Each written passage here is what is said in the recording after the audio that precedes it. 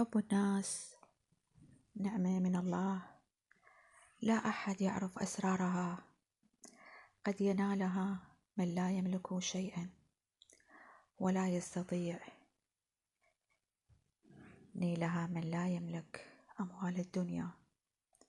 حين تنال حب الناس فاعرف أنها هدية من الله، أنصافا لبياض قلبك ونقائك. محبة الناس رزق عظيم من الله، وكنز ليس له ثمن. حتى لو أنفقت المرء عليه كنوز الدنيا، قال تعالى: لو أنفقت ما في الأرض جميعا ما ألفت بين قلوبهم. الحمد لله الذي وهب لنا أحبة أغلى وأعز من كنوز الأرض. هذه الحياة ليست مثالية ولا مراعية للآمال، وسترى في تفاصيلها من سيخيب ظنك كثيرا. فلا تحزن لذلك، بل أصبر واصبر واسعد نفسك إذا زارتك لحظة فرح ولو كانت مؤقتة. النفس تميل لمن يشبعها، والقلب يميل لمن يدخله دون استئذان، والله يوزع محبته بين البشر كيفما يشاء، والأرواح على أشكالها تقع. يوما ما ستفهم جيدا إن الدنيا تدور ثم تعود وتقف عندك لتفعل بك ما تفعله بغيرك. تذكر ذلك جيدا يا من تؤلم غيرك وتمضي وكأنك لم تفعل شيئا. النفس تميل لمن يدللها ويهتم بها ويقدرها ويحتويها ويحن عليها ويحسن إليها، ولا يسيء عشرتها ولا ينتقص من قدرها. النفس تميل لمن يرحمها. مرحبا يا حبيباتي، هاي هنا اليوم عندي أني روتيني بالبيت، فحبيت أنظف للبيت. تدرون هاي النظافة قلت لكم من النظف البيت ينطي طاقة إيجابية. فهنا نظفت الصالة ونظفت الاستقبال وكذلك الجدران كلها نظفتها. هنا بعد ما نظفت الاستقبال أو نظفت الصالة، تدرون والغرف كذلك هم نظفتها وكلها نظفتها. يعني هذا اليوم روتين أني عندي. والنظافة قلت لكم طاقة إيجابية. بعد ما نظفت الاستقبال ونظفت الصالة والغرف، أنا دائما طبعا أخلي بخور أو أرش معطر بالبيت، لأن العطر هيك يصير ريحته تفوح. فهنا أنا رشيت هذا المعطر بالاستقبال، أو كذلك رشيت الصالة.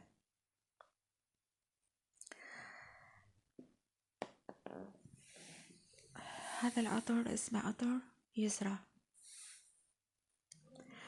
وطبعا مسحت بس أنا اختصرت هذا الشيء لأن دائما أكرر.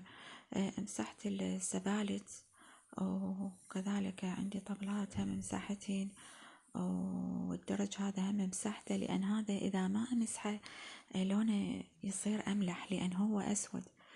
فأنا هنا دائما أمسحه. هنا أنا قلت لكم بعد ما رشيت المعطر، وهاي طيور الحب الحلوة التخبل منظرهن يخبل كلش حلو.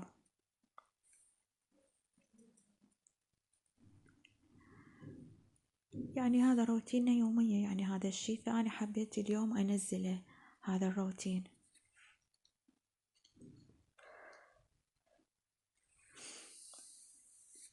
شلونكم بهذا الجو الحلو؟ تقريب صار لها يومين الشمس طالعة والجو كلش حلو. هنا بعد ما رشيت المعطر كذلك مسحت الصوبة ذكرتها، ومسحتها. هاي طبعا النفطية، أني بس من تنطفي الكهرباء أمسحها، بس من تنطفي الكهرباء أمسحها،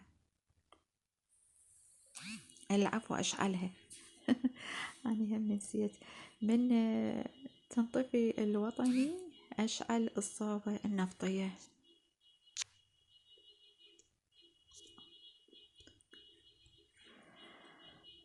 ومن تنقطع الوطني أشعل الصوبة الكهربائية. كذلك هاي الطاولة هم مسحتها، وعندي طاولات كذلك بالاستقبال هم مسحتهن.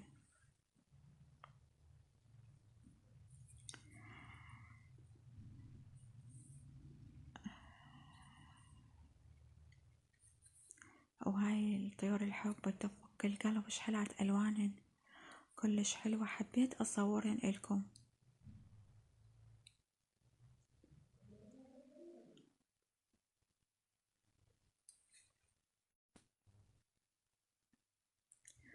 مرات تحس إنك تريد تحكي وتسولف عن هواي أشياء تتخليك تتأذى يوم بعد يوم، بس ما راح تلقي الفرصة المناسبة حتى تحكي، أو يمكن ما راح تلقي الشخص المناسب حتى تحكي له، بس هالشي كلش راح يأذيك وأنت ما تعرف شو تريد بالضبط، بس كل اللي تعرفه إنك تريد تبكي. والتعب اللي بداخلك مرات الدنيا تقسى عليك هواي وتخليك تتحمل أكثر من طاقتك، وبنفس الوقت إنك أنت ما عندك أي طاقة تخليك تتجاوز هاي الفترة، بس كل اللي تعرفه إن هالفترة صعبة وتتأذيك، رغم إن الناس تفكر إنك أنت عايش أحلى أيام حياتك، بس هو العكس، لأن الناس تشوف شكلك الخارجي، بس الحروب اللي بداخلك ما حد يعرف عنها أي شي. الكتمان أشبه بالنزيف الداخلي، لا يلاحظ أحد، لكن اللمة يرهف صاحبه كثير. يعني مرات تحب اللي بداخلك دا يسمعك ويحكي وياك ويفضفض، انت هم كذلك تفضفض وياه. فهنا نظفت السمك ونظفت كذلك هذا الدجاج عندي. وطبعا السمك أنا دائما أوخر الخياشم من عنده، وهنا بعد ما نظفت السمك ونظفت الدجاج كذلك هنا أنا غسلت الملابس. يعني قلت لكم هذا روتين مختصر.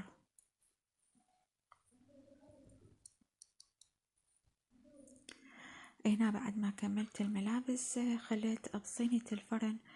طبعا هالمرة ما عندي ورق زبدة، خليت هذا الورق الأبيض لأن نسيت ما اشتريته. وبعد ما نظفت السمك قلت لكم ووخرت الخياشم، ضفت الملح، وعندي هاي هنا كذلك بهارات السمك.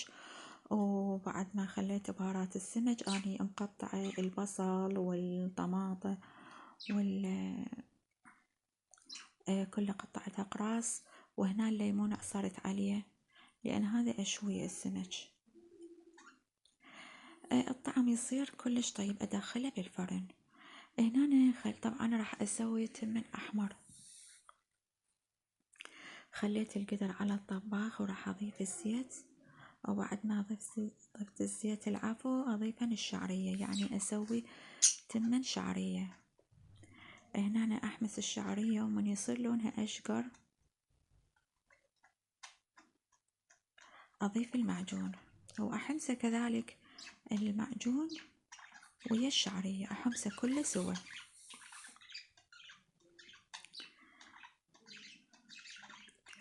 هنا كله أحمسه. بعد ما ينحمس عندي طبعا أضيف قليل من الماء لأن أسويه كبس، وضفت الملح، وبعد ما فار أضيف الرز أو التمن. وهذا السمك بعد ما طلعته من الفرن،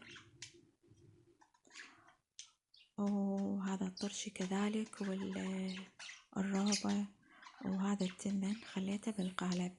وألف عافية حبايب قلبي، وسهمكم العافية. شكرا حبيباتي على تعليقاتكم الحلوة.